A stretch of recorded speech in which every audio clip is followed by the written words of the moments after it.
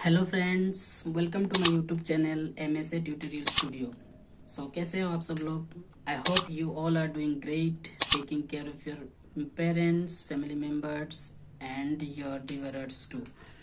So today we will talk about the medication adherence, or you can say the medication concordance. But हम जब medication को strictly follow नहीं करते और उसको मिस करते हैं या तो कभी ज़्यादा कर लेते हैं, उसके कारण क्या क्या कॉन्सिक्वेंसेस हो सकते हैं, और specially antibiotics, in case of antibiotics और एंटीबायोटिक्स के केस में इस नॉन एडहेरेंस की वजह से, मेडिकेशन नॉन एडहेरेंस की वजह से क्या क्या प्रॉब्लम हो सकते हैं, उसके बारे में हम डिस्कस करेंगे। उसको हम कुछ क्वेश्चन के जरिए हम उसको समझने की कोशिश करेंगे। So question number 1, why do you need to take your medication as prescribed and instructed? What would be the consequences due to non-adherence of medication, especially in case of antibiotics? Question number 3, do antibiotics harm our body? According to CDC, almost 30 to 50% disease, जो chronic disease है, जो chronic disease है, उनका failure medication non adherence की वजह से है, क्योंकि वो strictly given by the doctor जो इंस्ट्रक्शन है वो फॉलो नहीं करते, इसलिए। Number 2, more than 1,25,000 people die every year in India due to non-adherence of medication. So it is very serious. ले रहे हैं कोलेस्टेरल का जो पेशेंट, मेडिकेशन जो पेशेंट्स ले रहे हैं, उनमें से ऑलमोस्ट 20% लोग 1 ईयर से पहले एक साल के अंदर अपना मेडिकेशन लेना बंद कर देते हैं, और इसके कारण ऑलमोस्ट 25% इंक्रीज हो जाता है उनका डेथ रेट। सो आप समझ में आ गया हमको कि वो बहुत मेडिकेशन एडहेरेंस और जो इंस्ट्रक्शन, डॉक्टर के दिए हुए इंस्ट्रक्शन को फॉलो करना बहुत ज़रूरी होता है एक बीमारी से आपको क्योर होने के लिए। अब वो मेडिकेशन एडहेरेंस क्यों होता है, नॉन एडहेरेंस क्यों होता है, मतलब लोग क्यों मेडिकेशन को स्ट्रिक्टली फॉलो नहीं करते, उसका बहुत सारे कारण हैं। ये एक इकोनॉमिक फैक्टर हो सकता है कि गरीबी की वजह से लोग जितना मेडिकेशन देते हैं उतना ले नहीं पाते, हाफ करते हैं, क्वार्टर करते हैं, ऐसे करते हैं। दूसरा ये है कि रॉन्ग प्रोग्नोस, मतलब उसका अंडरस्टैंडिंग, गलत अंडरस्टैंडिंग के वो मेडिकेशन इतना ज़रूरी नहीं, मतलब इम्पोर्टेंस नहीं देना, नेग्लिजेंसी मेडिसिन की तरफ, वो एक और एक फैक्टर है। तीसरा, वो जो स्टाफ जो है, मेडिकल स्टाफ जो है, उनका नेग्लिजेंसी के कारण से भी लोगों का प्रॉब्लम हो सकता है, क्योंकि जैसे तैसे लिख देते हैं, बाद में आके अगर पढ़ाई, मतलब वो समझ में नहीं आ रहा है, किसी इलिटरेट एक पेशेंट को समझ में नहीं आ रहा है, तो उसके लिए वो प्रॉब्लम हो जाता है और वो साइड कर देते हैं उस मेडिसिन को, वैसे वो मेडिसिन छोड़ देते हैं।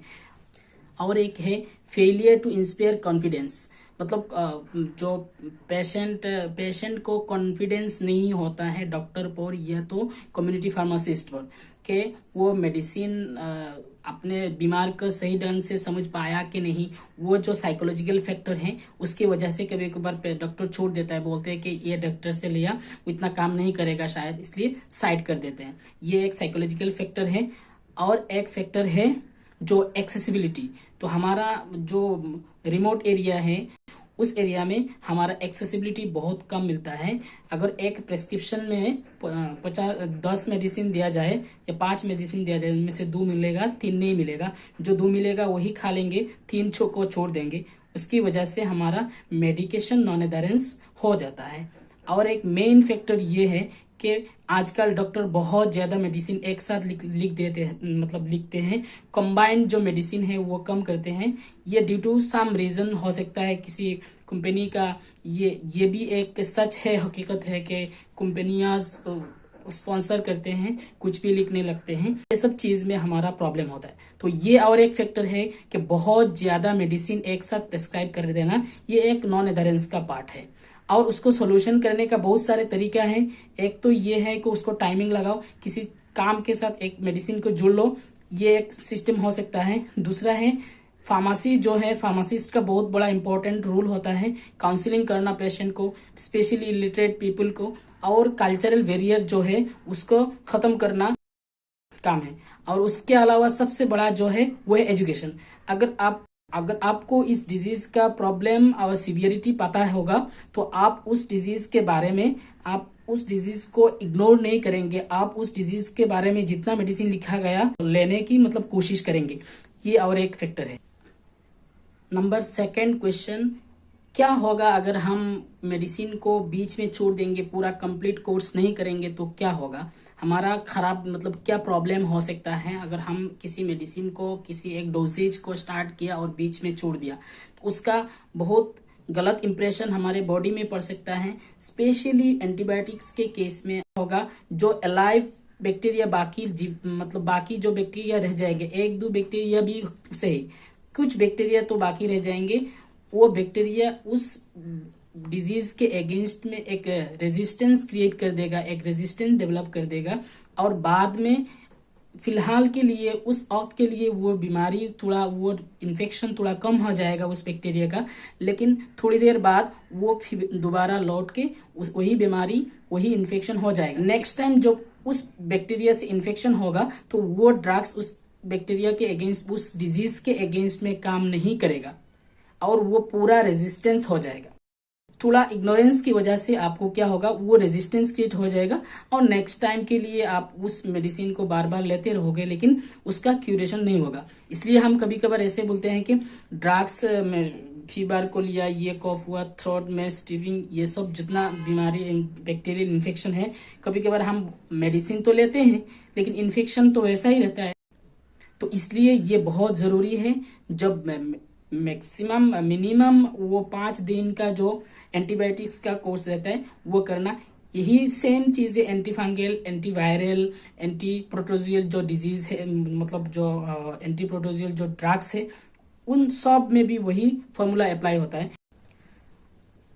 और एक इम्पॉर्टेंट पॉइंट ये है, जब आप किसी फार्मेसी से मेडिसिन खरीदोगे तो ऐसा प्रोमिनेंट होना चाहिए वो फार्मासिस्ट कि वो उसको समझ, या तो वो आप इसी इन्फेक्शन के वक्त के टाइम में आप डॉक्टर से कंसल्ट कीजिए अगर आपको लगे कि इस फार्मासिस्ट में उतना दम नहीं है। क्योंकि अगर कोई बैक्टीरियल इन्फेक्शन है और आपको वायरल इन्फेक्शन के या फंगल इन्फेक्शन के लिए और या कुछ और के लिए आपको मेडिसिन दे रहा है तो कभी नहीं होगा उससे। तब वो फार्मासिस्ट क्या करता है कि बैक्टीरियल इन्फेक्शन के लिए मेडिसिन दे देता है, वायरल इन्फेक्शन के लिए भी मेडिसिन दे देता है, फंगल इन्फेक्शन के लिए भी देता है, किसी ना किसी में तो लगेगा। तो इस तरह से जो रट्टा मतलब वो तुक्का मारते हैं लोग, उससे आपको समझना है, बचना है, और जो इन्फेक्शन होगा तुरंत जाके डॉक्टर से कंसल्ट करना है। Last but not the least, do antibiotics harm our body? Answer is yes.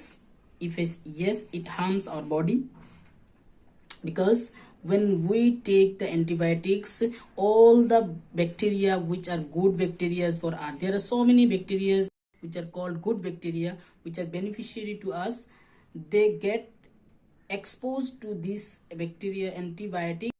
And another side of this question answer is no, because when we get infected by an antibiotics by a bacteria, if we do not take the antibiotics, it will be more harmful than that of it. So antibiotics, ये antibiotics खाना है या नहीं खाना है, इसका answer ये है, जब इन्फेक्शन होगा तब खाना है, पूरा कोर्स खाना है, आधा नहीं। और जब इन्फेक्शन नहीं होगा, थोड़ा बहुत कम होगा, तो बिल्कुल नहीं खाना।